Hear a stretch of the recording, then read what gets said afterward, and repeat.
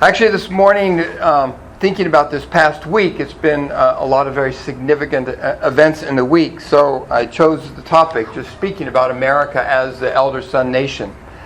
Last Monday was Reverend Dr. Martin Luther King Jr.'s day, where we celebrated and remembered his life and his efforts in America. And then all around in the country, there were celebrations and recognitions of the importance of his life. When Father Moon first came to America and he did an interview, and he was asked, who is the most significant person for you in terms of leadership in America in the 20th century? And without hesitation, he said, Reverend Dr. Martin Luther King. Actually, this is what he said. He says, Martin Luther King was God's chosen champion to fight bigotry and prejudice, proclaiming the equality of all races. He was not just assisting the black people's cause, he was assisting America's cause, bringing the nation closer to God's ideal. So last Sunday, I know many of you participated, the Gopper family, together with a couple of churches, organized an amazing event in Wheatland. Every year, annually, they've been working to promote and to have a Martin Luther King event. And here are some of the key people there. Of course, Marie, who played organ, but also she was behind the scenes as the organizer, together with several others. And the lower, that's the pastor of Grace Episcopal Church. I believe his name's Reverend Foxworth. In the center is Reverend Carl Dorn from Mount Olivet, and he gave the sermon, gave the message. And then on the right, actually I don't know her name because at the last minute, the person who was supposed to be the MC didn't show up. And so Marie recruited her, and she did a great job. And of course, there was great performances, great music. We had a gospel choir and a praise dance, which they did dance routines. And then, of course, the Episcopal choir with there's Bob Gopper on the left-hand side there. And then from Sacramento, we had our own representatives from the Sacramento Valley Family Church, right? And they did a great job. Definitely got the spirit going, and it was a song that half the congregation already knew. So it's Wake Up, right? So it was really, they did an amazing job. It was really inspiring, so I appreciate all the people who went and joined, and I encourage you to support. The Goppers are working hard in Wheatland, Marysville, Yuba City. Any opportunity we have to support their work, their great work as tribal messiahs, please let's do so. So then on Friday, we had the presidential inauguration, and one of the most significant things for me was that they set a record. There was the 6 prayers for the inauguration. That's the largest number of prayers, at least that's what I read, that's been done at any of the inaugurations. So that's a good sign.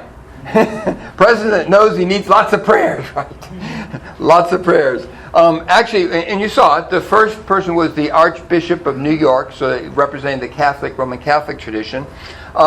The second pastor was a Hispanic pastor, actually from Sacramento, an evangelical preacher. The third was a woman preacher from Florida, and they all gave the invocation. And then the last 3 were the benediction afterwards. It was a rabbi from Los Angeles, Franklin Graham, the son of Reverend Billy Graham, and then an African American pastor from Detroit. So I think it was the reason I wanted to show that is just this is what's so important, that there's a strong spiritual and faithful foundation that we really need to pray for our leaders, for our spiritual leaders and also our secular leaders like the president. And yesterday they had a national prayer service with 26 religious leaders there, represented mostly Christian but also Muslim and Jewish and Native American religions. So I remember hearing about Father Moon when President Obama was first elected. And he said, what's the most important message that we should give to President Obama? And Father Moon said, don't forget God. No matter what, don't forget God. So I think with our new president, let's please pray that President Trump always remembers God, and that somehow God can work through him for building the world that we want, that we know God wants to see, a world of true love, of true peace, the heavenly kingdom, Chonoguk. But it takes prayer, right? We definitely need to pray for our leaders. So I want to encourage you. That's our responsibility, is to pray as best we can. No matter who we voted for, let's pray that God can work through the person who's in the leadership position. Also, a couple of weeks ago, I had the chance, the Interfaith Council of Greater Sacramento had a prayer service, a legislative prayer service. They do this every other year during an election year for all the newly elected legislators. It was in the Catholic Cathedral downtown. And the Interfaith Council organized that 7 different representatives of faith traditions offer a few words in prayer for the incoming legislators.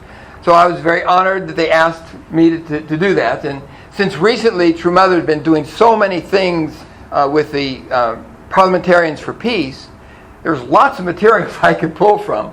So I want to share with you, and I've read this to you before, but it's quite inspiring. This is what I read for the invocation at the prayer service. And this is Mother Moon. This is the founder's address for the International Association for the Parliamentarians for Peace.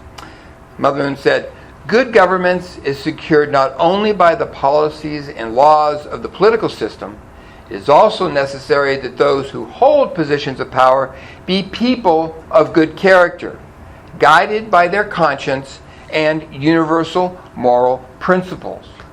Good governance also depends upon a well-educated and morally responsible citizenry." That's you and me.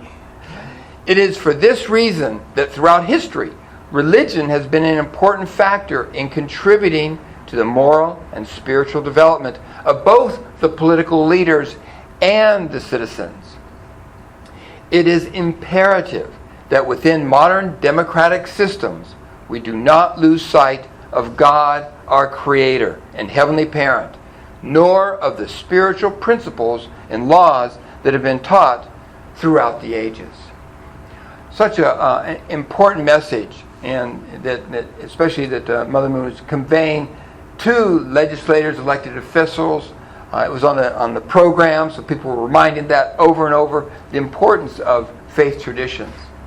I want to pull out, there's 3 key points that just to speak on, talking about leaders being people of good character, guided by their conscience, and guided by universal moral principles.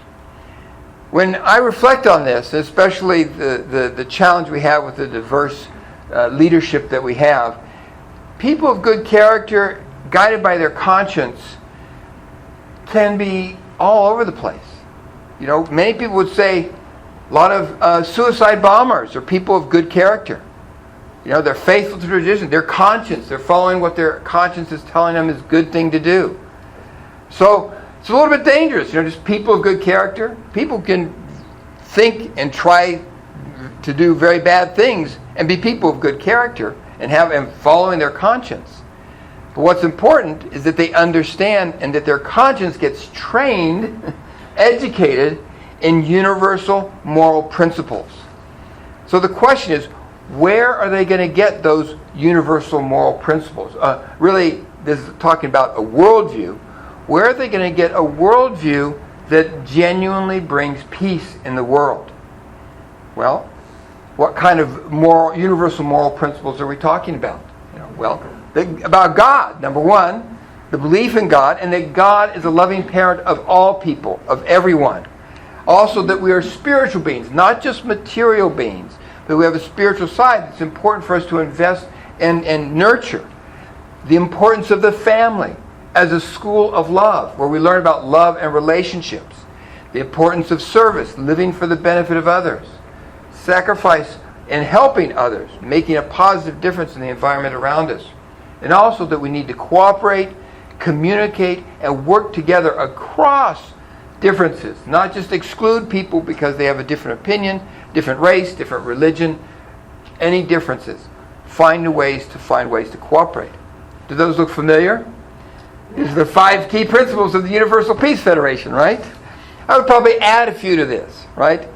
That each person has unique and divine value. Therefore, you can't kill anyone, because people have divine value, and everyone is unique.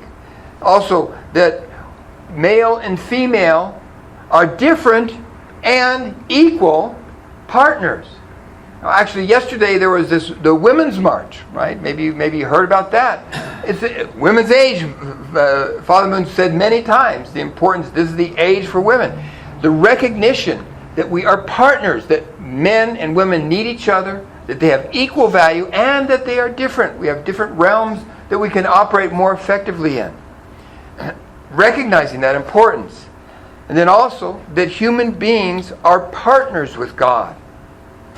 That we are partially responsible as co-creators with God for making a good world. It's not all people and it's not all God. It's us together in partnership. That we have responsibility. It's an important worldview. For we want people to understand we have power to be responsible. The accomplishment of God's will comes because of human responsibility as well as God's participation. So, how can people get this worldview? How can we shift the thinking of people in the world to recognize these kinds of values, these kinds of universal moral principles? Well, we know of a couple of organizations. One's the Family Federation for World Peace, right? Church. Bring people to church. But also there's the American Clergy Leadership Conference for us to bring pastors and religious leaders together. Also there's the Women's Federation for World Peace. And finally there's the Universal Peace Federation.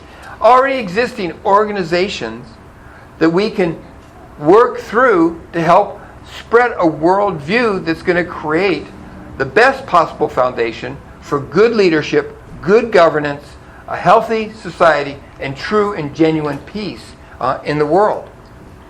So, what's our role in all this? What can we do?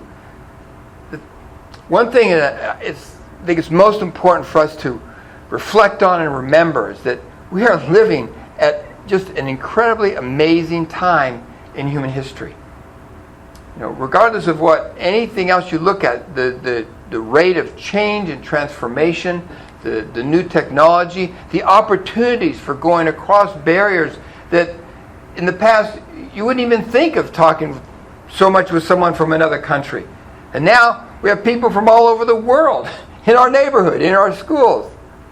An amazing opportunity for us to bring about change.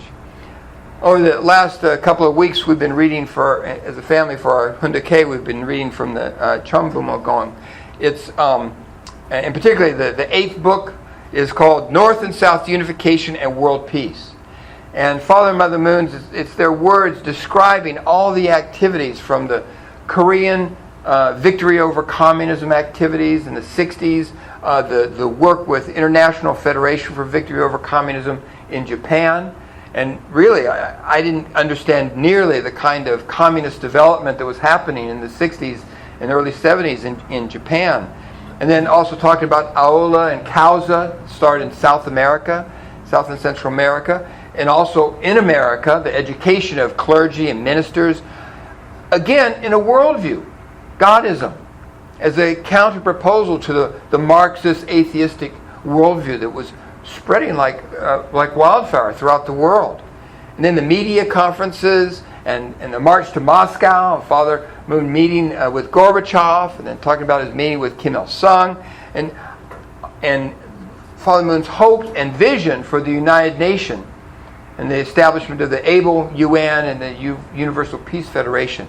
It's quite amazing. I encourage you, if you don't have the book, you can email me and I can send you a digital version, or I encourage you to buy a copy. But it's quite inspiring. It just reflecting on the significance of the time that we live in and who we are as participants in this amazing providence of restoration and transformation of the world.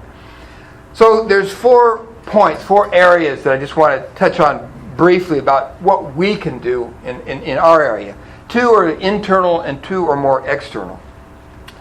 And the first one is we need to recognize who we are. That we are living in this amazing time in history. And recognize that we are called by God to be owners of the heavenly kingdom. Right? We say that in Family Pledge. We say that when we do our motto. That we are owners of the heavenly kingdom, which means we are people who've been given responsibility and power to bring about the realization of this world of true love and true peace. We have to get rid of, I'm just a victim of circumstance. I'm just like a leaf that's being blown this way and that way. We need to stand as true owners. People with power and responsibility and ability to bring about change in the world. God has entrusted us. We're the people that God is trusting, that God is hoping for. Father Moon calls us tribal messiahs. We have our home church responsibility.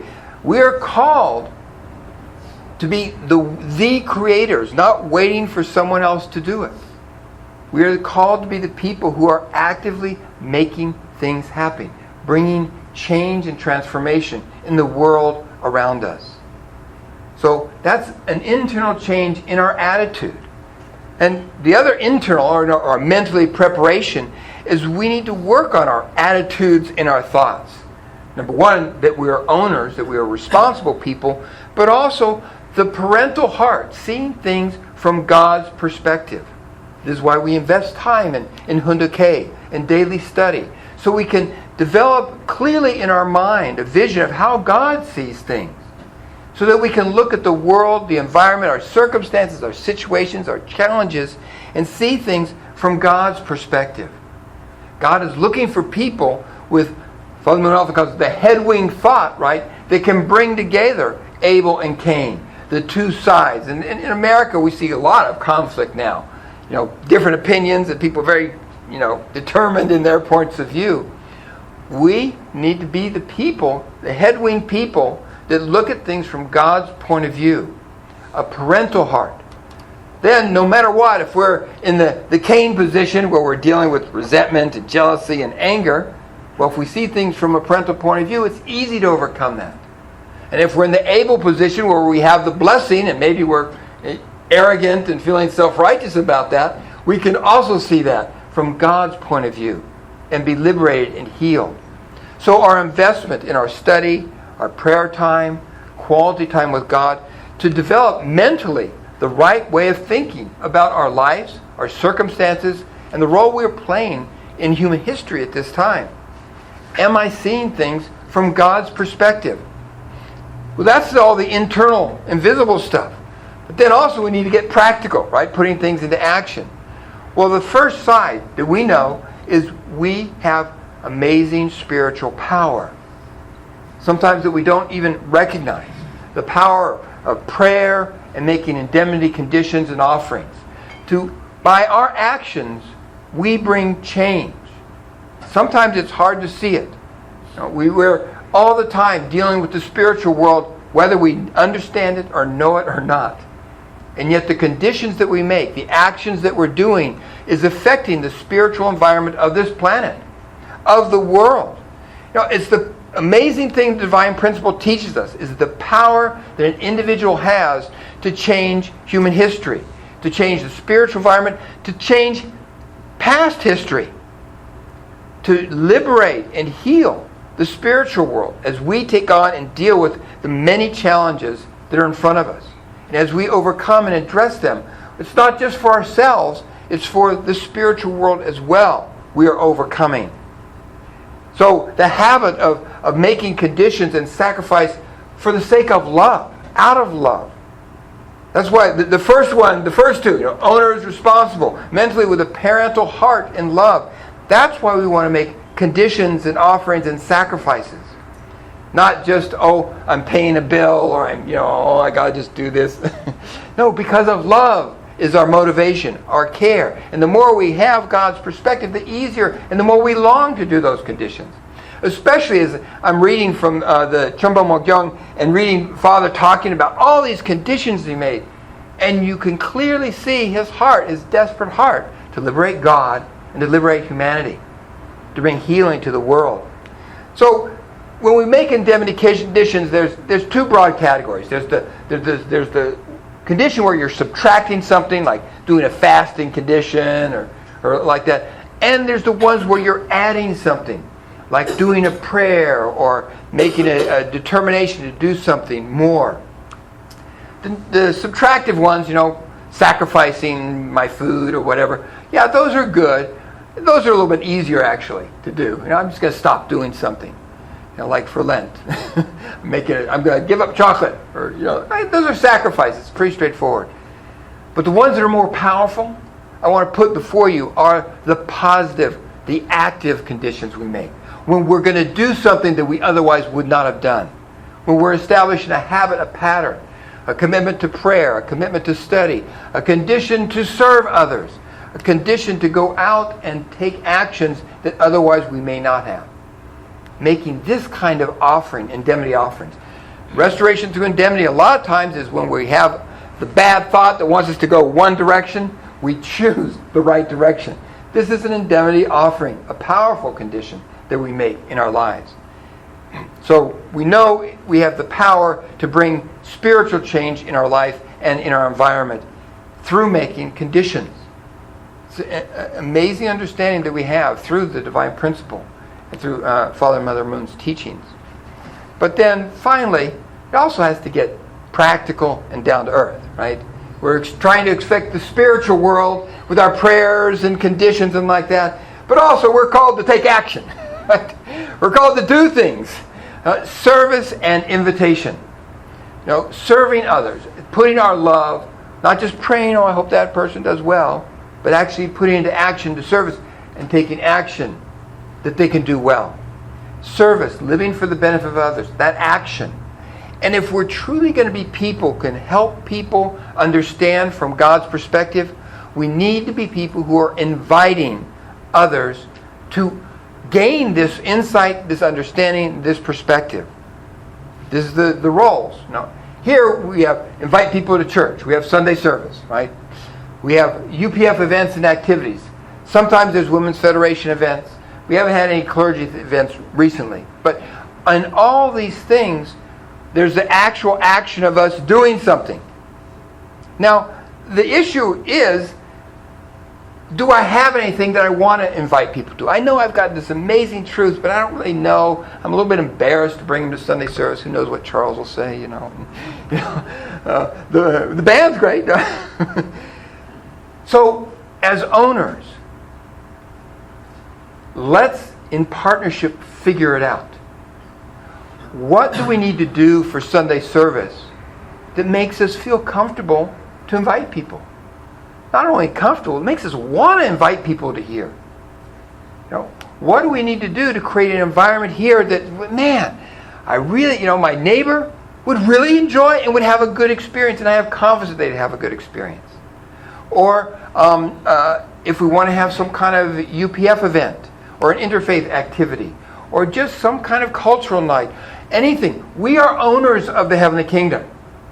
We are the ones responsible. If we want to develop some program just in your home to invite people over. And if you want support or help, we're a community. We can support and help each other. I'm happy if, I'm an easy talker. I'm happy to teach if you want to do a little seminar in your home or something like that. Anytime. But we have to be owners. Honestly, if you wait for me to do it, all I can do is repent. Because I won't. You see what we're doing, what we have. To get what you need, for you to be able to be that instrument, that owner of the heavenly kingdom, the person who's multiplying the heavenly kingdom. What do you need? And in partnership, let's create that. Create that starting with your home, the home church, your small group.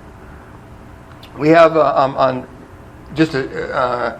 a weekly basis as a family, we're getting together and studying Kalza, going through the Kalza manual. That's also been quite a revelation while reading from the Father's words about that time in history. But there's so much material that we have that's actually quite phenomenal and amazing. But we need to be owners who share that from the heart. That in whatever programs or activities or events we need to create, let's do it in partnership. We have Sunday service. If we need to tweak, if we need to make changes to Sunday service, please give us feedback. We want to create the environment that we get nourished, but also we can help our friends get nourished and inspired by a vision, a worldview that brings healing. A vision and a worldview that brings joy and opens up the potential for genuine fulfillment and a profound experience of God for our friends, for the people in our lives. So, let me close with this from Father Moon. Again, this is from the book that we've been reading, the Chumbo McYoung, Book 8, it's the 8th book. Your families have been established as the representatives of Father, of true parents, and you should work accordingly. For God to come to your nation and work freely, centering on your family and the Unification Church, you need to stand in the position of an owner who can bring about recreation. You have to recreate through the power of God. America has been blessed as an elder son nation, called to that mission. We are the people who can enable America to fulfill that mission, to fulfill that calling. We have to recognize that we are the ones that God has called as the owners of the heavenly kingdom, are the ones that can take responsibility and bring about that change. So we need to look and check. Am I mentally, spiritually, and practically taking the actions that God is calling each one of us to do, to bring the healing to this world? Please join me in prayer. Good morning, Father, Mother God, Honorable Manim. We're so grateful for the way that you are working in our lives and your perseverance throughout all of human history. Heavenly Parent, we just inaugurated a new president in this nation, and no matter who is in that position, we know, Heavenly Parent, that Satan wants to attack that leadership position. So we pray you can receive our hearts and prayers, that you can guide our new president and all those newly elected and all those leaders in this nation towards the course that you long to see, that America can fulfill as the elder son nation that truly cares for and blesses the rest of the world. That all the abundant blessings and wealth that we have in this nation, that we can share that and we can use it to raise up others, other nations as our brothers and sister nations, to see the realization of your heavenly kingdom, Chanoguk, in this world.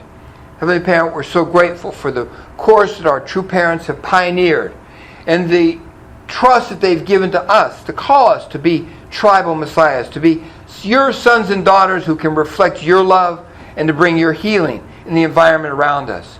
Please guide us in all of our interactions with our friends, our family, in our workplace, in school, and all the opportunities that we have to interact with your sons and daughters, that we can be always moving your providence of restoration forward and bringing your healing and bringing your love. Heavenly Parent, we thank you, and as your sons and daughters, we offer ourselves again to you. Report this. Adieu.